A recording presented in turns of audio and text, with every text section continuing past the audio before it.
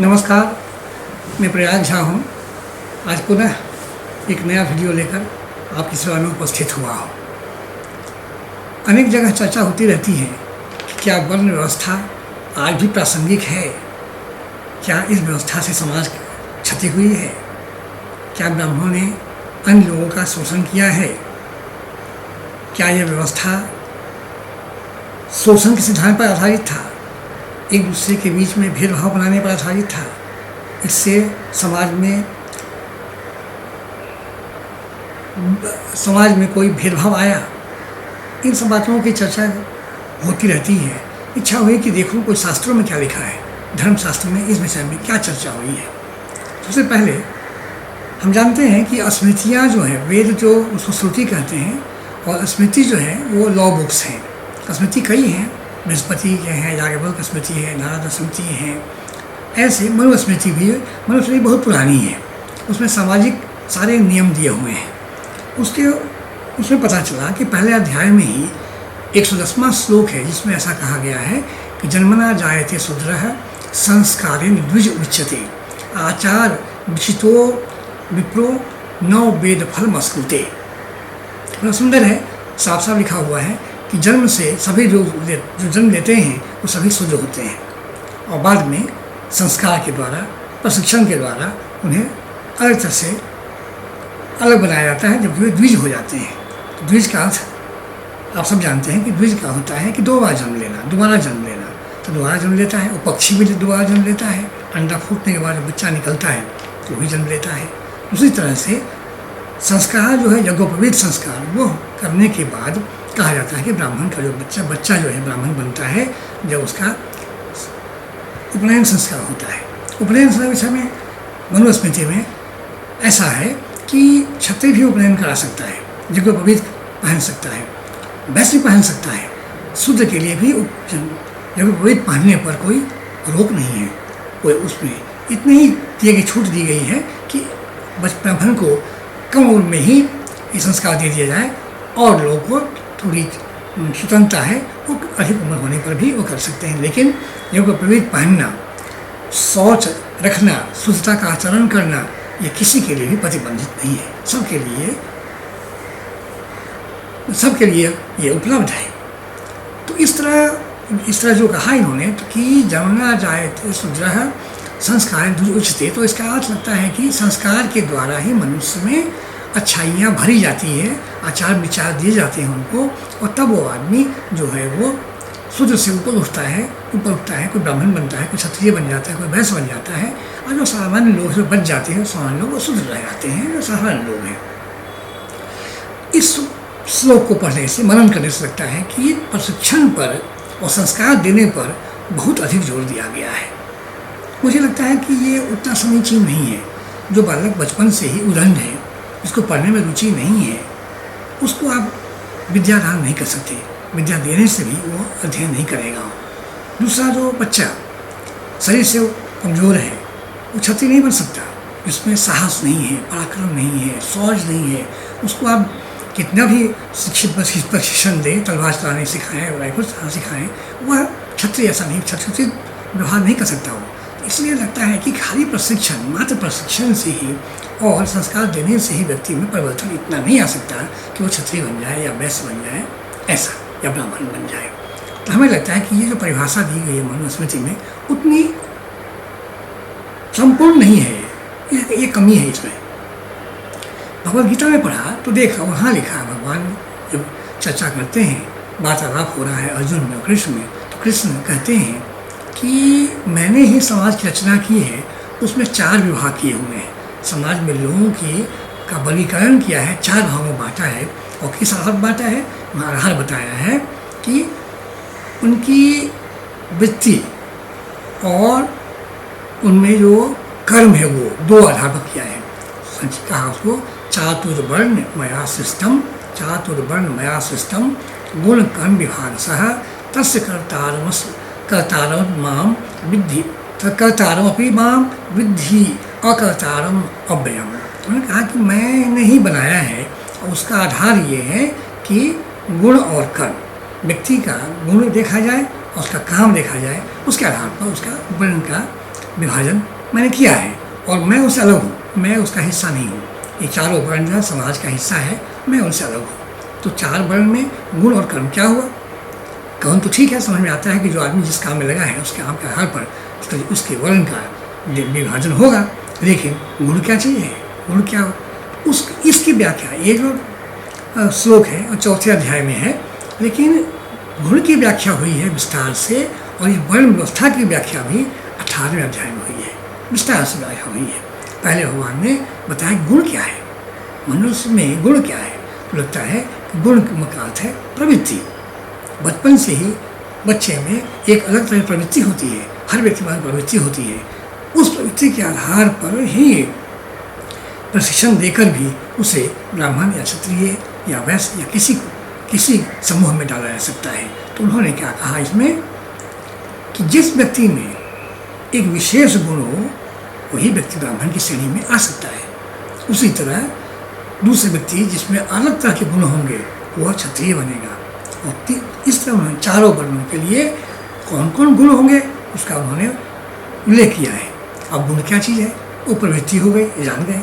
प्रवृत्ति क्या है? प्रवृत्ति में देखिए आप 3 गुणों की चर्चा हर जगह हुई है, हर धर्म में हुई है, समाज में चर्चा होती है, साहित्य में भी कई जगह इसका उल्लेख हुआ है।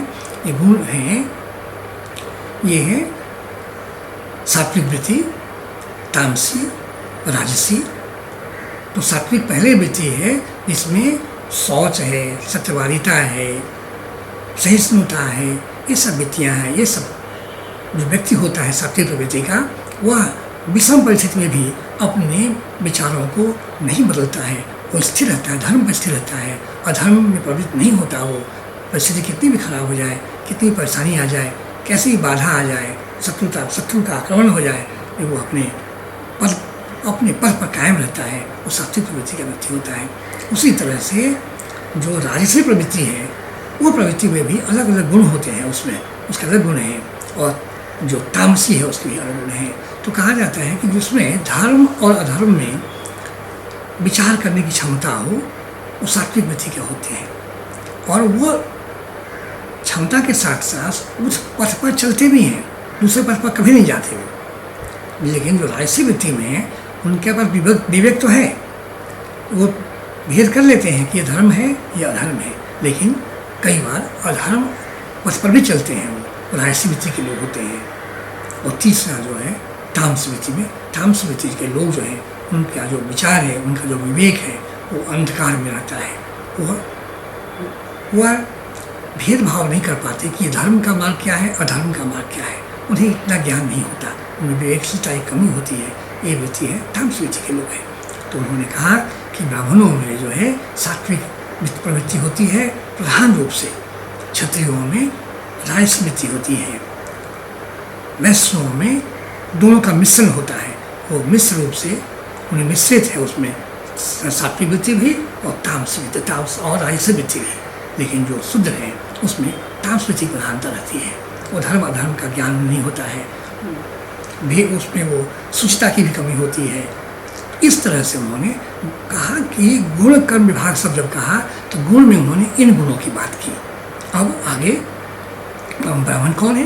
उन्होंने 18वें अध्याय के 41वें श्लोक में कहा है, 42वां श्लोक, समोदमः तपः शौचम समोदमः तपः शौचम क्षान्ति आर्जवमेव च ज्ञानम विज्ञानम आस्तिक्यम ब्रह्म कर्म स्वभावजन। जो जिसमें ये गुण होते हैं जिस व्यक्ति में, वो स्वभाव से ब्राह्मण है। वो कौन कौन गुण? समो मतलब शांति प्रियता, दमः इंद्रियों का निग्रह, इंद्रियों का दमन, तपः तपस्वी तप करने वाला व्यक्ति, शौचम माने पवित्रता, स्वच्छता, और शांति का मतलब होता है, शांति मतलब होता है कि शांत रहकर गंभीरता और क्षमा करने की प्रवृत्ति, सहिष्णुता कह सकते हैं उसको हम। आजमेव है कि उसका अर्थ है कि सत्यनिष्ठा, ज्ञान विज्ञान हम समझते हैं, हम जिसको ज्ञान हो, पढ़ाई लिखाई में रुचि हो, और जिसे विशेष ज्ञान प्राप्त करने में भी रुचि हो, भगवान में विश्वास रखता हो, ये सब जिस व्यक्ति में गुण है वही ब्राह्मण की श्रेणी में आता है। और भगवान ने कहा कि इन मैंने जब बनाया ब्राह्मण का अर्थ होता है जिसमें ये सब गुण हो और जो इन सब कर्मों में प्रवृत्त हो। अब दूसरी श्रेणी क्षत्रियों की श्रेणी है, उसमें कौन व्यक्ति आएंगे? तो उसमें कहा उन्होंने सौर्जम तेजो धृति दाक्षम युद्धे च अपलायनम दाक्षम ईश्वर भावश्च छात्रम कर्म स्वभावजम। तो इन्होंने कहा कि क्षत्रिय व्यक्ति को किस हम क्षत्रिय मानेंगे समाज में? कौन व्यक्ति क्षत्रिय होगा समाज में? जिसमें सौज होगा, वीरता होगा, पराक्रम होगा, तेजो मानी शक्ति होगी, धृति होगी जिसमें जो दक्ष होगा, प्रवीण होगा युद्ध में, युद्ध विद्या में, और युद्ध में जो स्थिर रह सकता है, युद्ध में भागी नहीं, जो प्राणों के डर से युद्ध से विमुख न हो जाए, और जो दयाशील हो, दयावान भी हो, दान देता हो, ईश्वर भावश्च जिसमें नेतृत्व करने की क्षमता हो, ऐसे लोगों को जो वर्ग है वो क्षत्रियों का वर्ग है। ये स्वभाव से जिसमें ये गुण होते हैं, इसमें प्रवृत्ति होती है इस व्यक्ति में, इन सब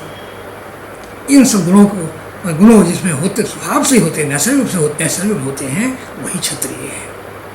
तीसरा वर्ग जो है वो है सौर्जम तेजो धृति राक्षम। ये तो हो गया। तीसरा वर्ग जो है वो वैश्य का है, कृषि गोरक्ष वाणिज्यम वैश्य कर्म स्वभावजम। अब वैश्य का कर्म स्वभाव से ही वैश्य का कर्म क्या है? कृषि करना, पशुपालन करना और वाणिज्य व्यापार करना, वाणिज्य में उद्योग लगाना, बड़े बड़े व्यापार का संस्थान तैयार करना, बहुत धन लगाकर इंडस्ट्री लगाना, ये सब काम सब कुछ उसमें आ जाता है। तो कृषि गोरक्ष वाणिज्यम, तीन जो व्यवसाय में जो लगे हुए हैं, यह वैश्यों का कर्म है। जो ऐसे लोग हैं वो सब वैश्य कर्म में जो लगे हुए हैं, ये स्वाभाविक रूप से ये सब वैश्य है। और चौथा बचा वो क्या है? चौथा बचा परिचर्यात्मकम कर्म शुद्धस्यापि स्वभाव। अब ये चौथी जो श्रेणी है, इस श्रेणी को आप समझने की कोशिश करें। परिचर्यात्मकम कर्म, जो केवल अपना जीविकोपार्जन करना ही सोचते हैं जीवन का लक्ष्य, जिनको अपनी उदर पूर्ति के लिए काम करना है और कोई उत्तरदायित्व तो नहीं लेना है, उनको केवल धन कमाना है, परिश्रम करके अपना और परिवार का भरण पोषण करना है और कोई दायित्व समाज का नहीं लेना है। उन्हें केवल कहीं न कहीं कोई नौकरी चाहिए, कोई नियोजन चाहिए जहाँ वो सेवा दे सकें। उनका स्वभाव ही है सेवा देंगे, हम और कुछ नहीं करेंगे। सेवा देने वाले लोग जो हैं वही शुद्ध कह सकते हैं उनको। आज देखें समाज में अधिकांश लोग जो हैं सेवा खोजने में लगे हुए हैं, सारे लोग नौकरी खोजने में व्यस्त हैं। सबका वही जीवन का लक्ष्य हो गया है। उनको और कोई जवाबदेही नहीं लेनी है समाज के लिए, समाज की रक्षा करना, समाज को दिशा देना, व्यापार करना, कुछ नहीं करना उन्हें अपना परिश्रम देना है और बदले में जो धन मिलता है उसे अपना जीवन पालन करना है। उनका इतना ही लक्ष्य है। इसलिए इसको शुद्ध कैटेगरी में कहा गया, क्योंकि ये उत्तरदायित्व लेने को तैयार नहीं है। तो कोई कहे कि ये निम्न है, नीचा है, ऐसा कहना उचित तो नहीं है, क्योंकि इस व्यवस्था में ऊंच नीच की बात हुई ही नहीं है कहीं भी, तो ये भी उचित नहीं है। लेकिन वह व्यक्ति जो है वो जिम्मेदारी नहीं लेता है किसी विशेष चीज़ की, इसलिए वो कम तो है, उसमें इस चीज़ की कमी है। तो अब आप देखिए गौर से, क्या ये नियम बहुत दृढ़ था?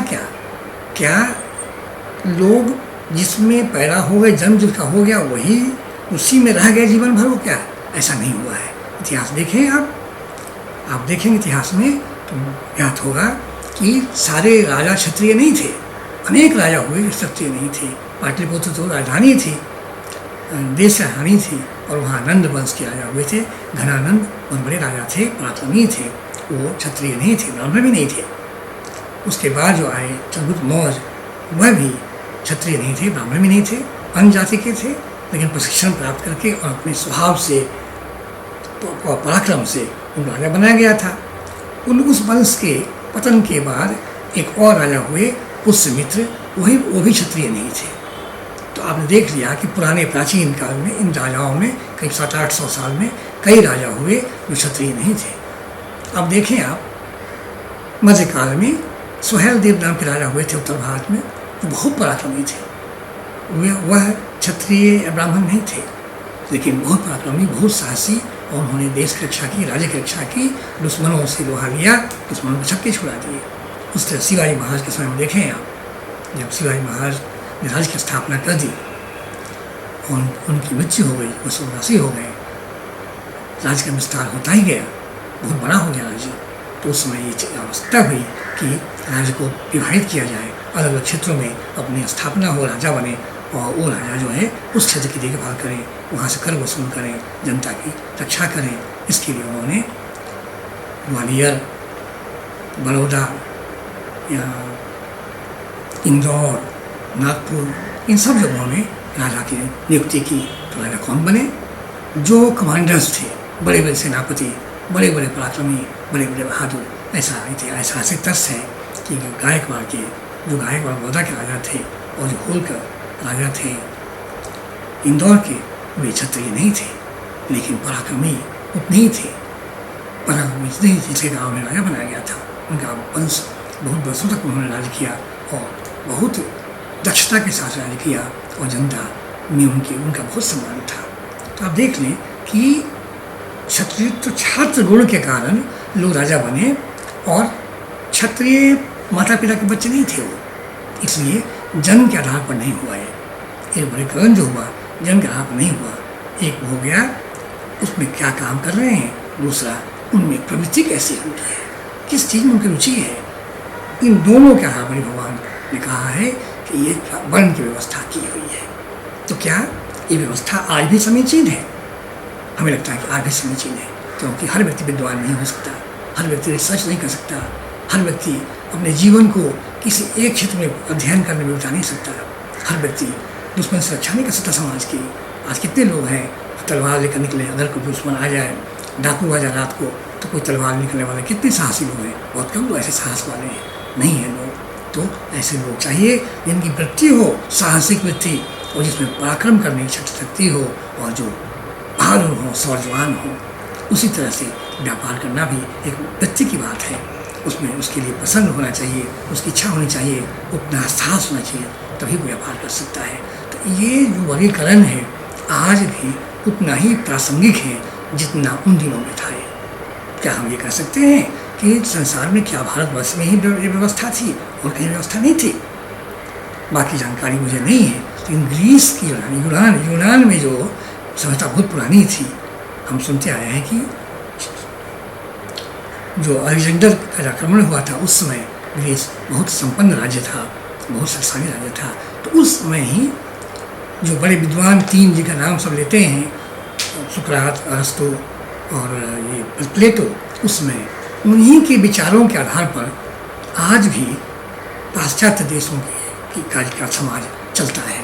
आज भी यूरोप के सारे देश उन विचारों का ही पालन करते हैं, उन्हीं को मानते हैं। तो उन्होंने क्या विचार दिया था, समाज को वर्गीकरण कैसे किया लोगों का? उन्होंने वर्गीकरण ऐसे ही किया था कि एक जो है वो वारियर क्लास है, सबसे ऊपर उन्होंने रखा वारियर क्लास को, जो राजा भी होते थे, लड़ाकू भी होते थे, उनको वारियर क्लास कहते थे वो लोग। दूसरे वर्ग में थे टीचर, फिलोसोफर्स, फिर ये सब लोगों का वर्ग दूसरा था।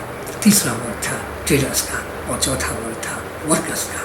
तो यूरोपियन दार्शनिकों ने भी समाज का वर्गीकरण किया था और चार वर्गों में ही उन्होंने विभाजित किया था। तो ये जो वर्गीकरण है बिल्कुल प्रासंगिक है, ये पुराने ज़माने से चला रहा है और आज भी उसकी उतनी ही उपयोगिता है। आज भी जब सेना में बहाली होती है तो जाति आधार बहाली नहीं होती है, उसमें देखा जाता है कौन साहसी है, कौन शरीर से बलशाली है, कौन साहस कर सकता है, कौन मरने को तैयार रह सकता है युद्ध में।